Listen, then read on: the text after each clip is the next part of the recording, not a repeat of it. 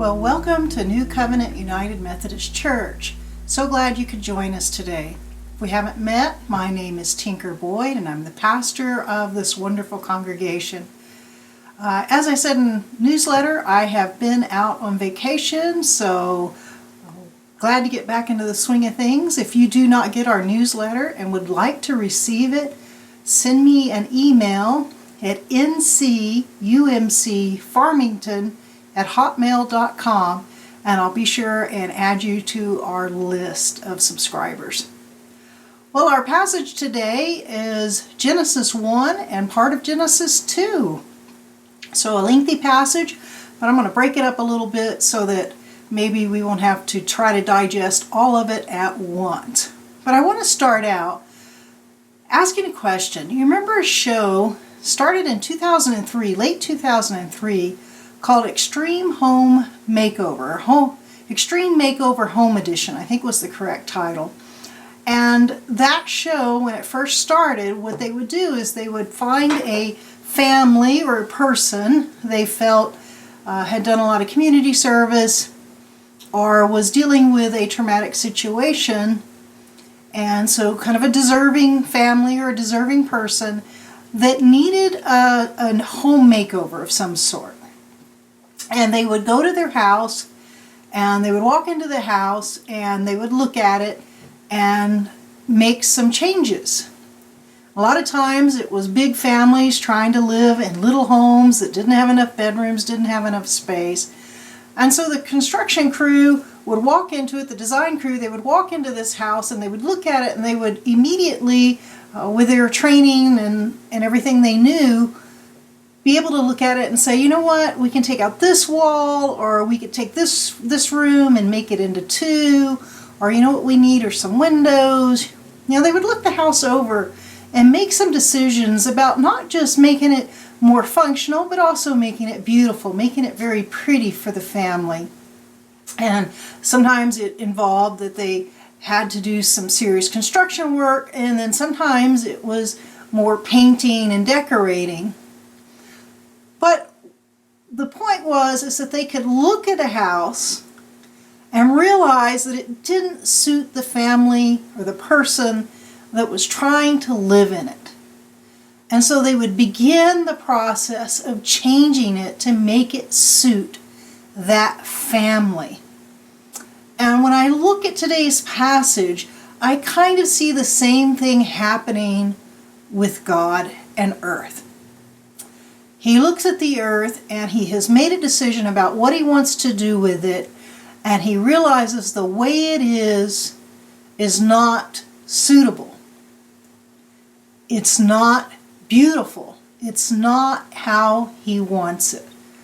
Now, he could probably have made it suitable without making it beautiful, but God decides, just as they did in the Extreme Makeover, to do both. Let's make it suitable, but let's also make it beautiful. And so let's begin our passage and read Genesis 1. We're just going to read the first two verses to start. In the beginning, when God created the heavens and the earth was a formless void, and darkness covered the faces of the deep, while a wind from God swept over the face of the waters. So there's God, he's looking at the earth, he has in mind what he wants to do with it, and there are three problems that he's noting right away. He says one is formless. Now formless means, right, without shape, but it also means kind of lacking order. And I think that's probably what's going on here. He knows what he wants to create. He wants to create an ecosystem. He wants to create plants and animals and people. And this lack of order is not suitable. I mean, can you imagine if he'd left it chaotic? It would have been so difficult for us to live in it. So first thing he wants to do is he says it's formless. So we got to fix that. And then he says it's void. Void, nothing. Nothing there. And then the third problem he lists is darkness.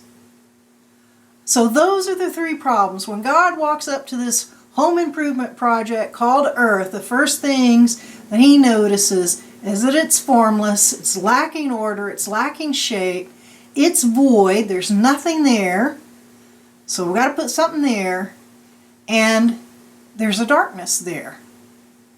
So it's interesting when we think about that as what God's starting with.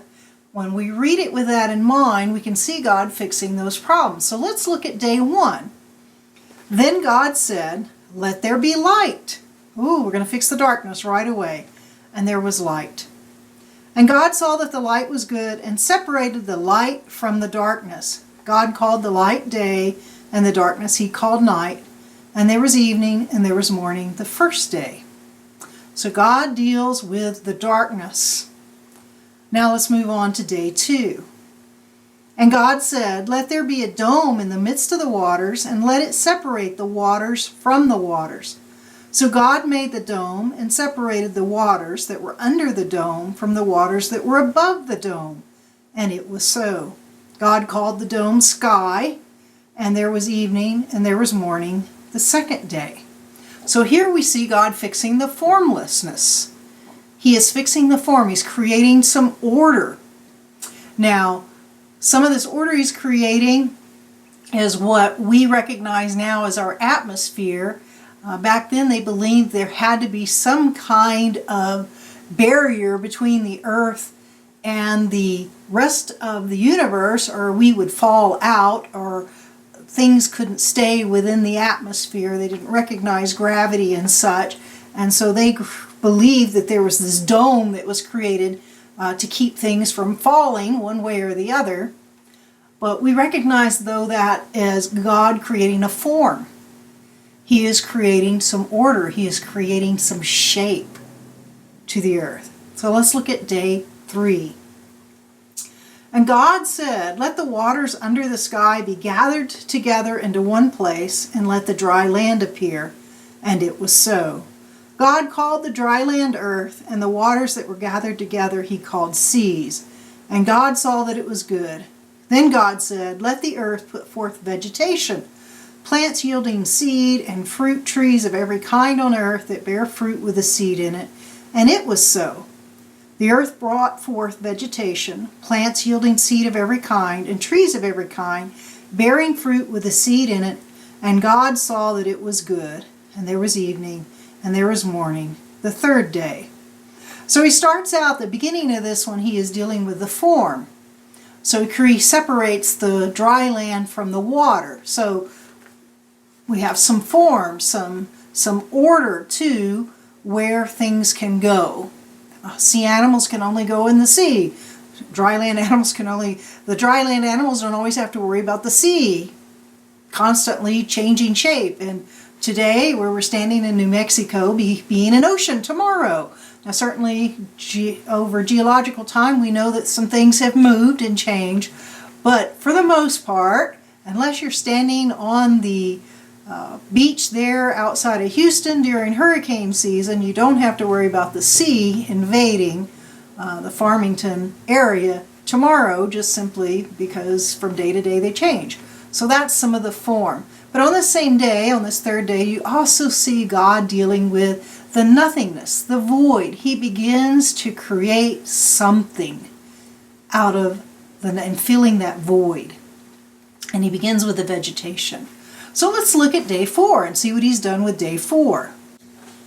And God said, "Let there be lights in the dome of the sky to separate the day from the night, and let them be for signs and for seasons and for days and years, and let them be lights in the dome of the sky to give light upon the earth." And it was so. God made the 2 greater lights, the greater light to rule the day, and the lesser light to rule the night, and the stars. God set them in the dome of the sky to give light upon the earth, to rule over the day and over the night, and to separate the light from the darkness. And God saw that it was good. And there was evening and there was morning, the 4th day. So now we go back to the darkness. Continues to deal with the issue of the fact that one of the problems in this extreme makeover is this darkness that has to be dealt with. So it creates yet more light to deal with it. So now let's look at day 5. And God said, "Let the waters bring forth swarms of living creatures, and let Birds fly above the earth across the dome of the sky. So God created the great sea monsters and every living creature that moves of every kind with which the waters swarm, and every winged bird of every kind. And God saw that it was good. God blessed them, saying, Be fruitful and multiply, and fill the waters in the seas, and let birds multiply on the earth. And there was evening, and there was morning, the 5th day. So on this 5th day, God continues now to go back to the void. And that's actually from here on out, that's what God on the 6th day is just going to deal with the void that was there. Because now he is beginning to add in what he wanted to do all along, was to take this home improvement project called Earth and have something there that was functional and beautiful. And in his mind, what he wanted were these plants, these animals, and humanity on the earth. And so he is now setting all of that stuff into that void that existed. And so far, though, what has he been saying about all of them? They're good. So now let's get to the 6th day. And God said, Let the earth bring forth living creatures of every kind, cattle and creeping things and wild animals of the earth of every kind, and it was so. God made the wild animals of the earth of every kind, and the cattle of every kind, and everything that creeps upon the ground of every kind. And God saw that it was good. Then God said, Let us make humankind in our image, according to our likeness, and let them have dominion over the fish of the sea, and over the birds of the air, and over the cattle, and over all the wild animals of the earth, and over every creeping thing that creeps upon the earth. So God created humankind in his image. In the image of God, he created them. Male and female, he created them. God blessed them, and God said to them, Be fruitful and multiply, and fill the earth and subdue it, and have dominion over the fish of the sea, and over the birds of the air, and over every living thing that moves upon the earth. And God said, See, I have given you every plant yielding seed that is upon the face of all the earth, and every tree with seed in its fruit. You shall have them for food. And to every beast of the earth, and to every bird of the air, and to everything that creeps on the earth, everything that has the breath of life, I have given every green plant for food. And it was so. God saw everything that he had made, and indeed it was very good. And there was evening, and there was morning, the 6th day. So several things in this last day. Again, we see more of God filling the void, the nothingness. He's adding yet more until he is finished. And the final thing he creates is humanity. And when he finishes all of it, this is when he says, he goes from good to very good. Every day so far, he's been saying that everything's good. But it's only when he finishes it, when he puts all of it together, that he looks at it and he said, very good. You know, a house, when we're remodeling it, you know, it's great, it's going good, and we can say that, but it's when we finish it that we go, finished. Now it's very good. And one thing that I really take away from this passage, I think is really important, is I do very much understand that humanity has had a very negative impact on the earth. We have not been very good stewards.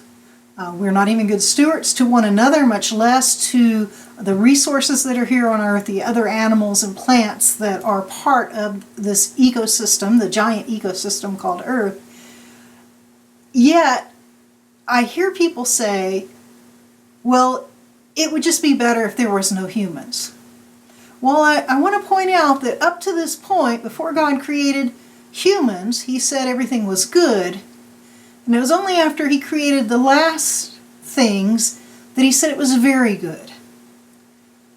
It takes all of it to be very good, which means that humanity is a part of that ecosystem.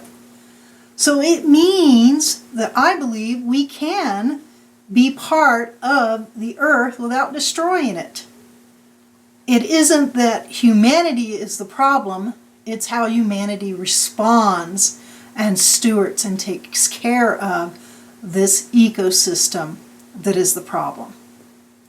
And some of it goes back to that word dominion. Some people take that word dominion to mean that we have a right to take and use whatever we want. And true, in the Hebrew, that word is a very powerful word of subduing, taking. But the other thing you have to think about is how that word's been used throughout the Bible. And when we look at it in the context of the Bible, we see that it is used as a kingly word. And that kings are given very specific requirements of how they're supposed to have dominion, how they're supposed to act. And one of the most powerful examples we have of how they've gotten in trouble is when we look at Ezekiel, and we look at a couple of other passages, when they've gotten in trouble for not doing that correctly. If we look at Psalms 72, verses 12 through 14, we're told this. This is what the kings are supposed to do. For he delivers the needy when they call, the poor and those who have no helper. He has pity on the weak and the needy, and saves the lives of the needy. From oppression and violence he redeems their life, and precious is their blood in his sight. And then in Ezekiel chapter 34, verse 4, we see a condemnation of the kings for not doing this very thing. The verse reads, "You have not strengthened the weak. You have not healed the sick. You have not bound up the injured. You have not brought back the strayed. You have not sought the lost. But with force and harshness you have ruled them." So we have to use this word dominion in its context, and that context tells us that we are not to destroy, we are not to take, we are not to abuse the earth. We are a natural part of the ecosystem of the earth. Only with us is it very good. It was the way it was designed to be. That's what makes it harmony. Not us separate from, not the world without humanity, but us all together. But we have to be good stewards. We have to practice dominion correctly. We certainly have the intelligence. God gave us intelligence and strength that allows us to subdue, even harshly, the world around us. But that does not mean that we're supposed to, or that we are required to. What we're supposed to do is take care of the world. So God wanted to create a place for his creation. I do think humanity was the pinnacle of his creation. I know that bothers some people, but I do feel like in the text that we are created in his image, that we're kind of the jewel in his eye. What he was creating the earth for is this ecosystem with us in it, not separate from, but us in it as kind of the jewel in his eye, as I said. And so we are a treasure to God. And God wanted a place for us. And so he took this world that did not meet the desires or needs that he felt we should have, the things that we should have, the functionality or the beauty that he felt he wanted for the pinnacle of his creation, humanity. And he set about and he did this extreme home makeover where he then made the earth very functional and he made the earth beautiful. And now we are supposed to work in harmony together to tend one another, to take care of one another, and that includes our brothers and sisters, it includes the animals, it includes the plants, it includes the resources that are here for us. We are supposed to do our best to live that way. So God loved us enough that He created a space for us. A beautiful space. A very functional space, but a very beautiful space. And now in return, He asks that we love Him back and that we then create a space for everything else. That we create a space for each other. That we love them in that same way.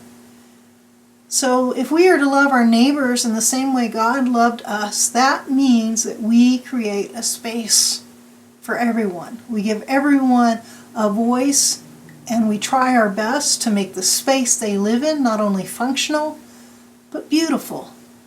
That it would be in harmony. And I think the events of this last week have shown that we are still very much struggling to give people space to do what we are called to do as human beings to one another. This kingly command we're given of practicing dominion means that we take care of one another. Listen to those requirements again. Deliver the needy when they call. Be the helper for the poor and those who have no helper. Have pity on the weak and the needy. Save the lives of the needy. Redeem life from oppression and violence because it's precious in His sight. Do we treat everyone as if they're precious in His sight? And I think this week's events show that we are not treating everyone as if they're precious in God's sight. And we really need to work on that. We really need to think about what we're doing, how we're treating other people, and that we're not using our abilities to dominate to do it in a negative way. So God showed His love for us by doing this extreme makeover, creating this wonderful and beautiful place out of this formless void that was dark. And in return, He challenged us to do the same. He commanded us to do the same thing, to have dominion over the plants and the animals, which means that we take care of everything. It means that we deliver the needy when they call, that we be a helper for the poor and those that don't have a helper, that we pity the weak, we save the lives of the needy, that we redeem life from oppression and violence, and that we find all blood precious because it's precious in the sight of God. So I challenge us this week to dig deep. Most of us at some point in our childhood have been exposed to some kind of prejudice. And whether we realize it or not, when we're young and we begin forming our thought processes, sometimes that has an effect on us that's so unconscious, so in our subconscious, that we don't realize it.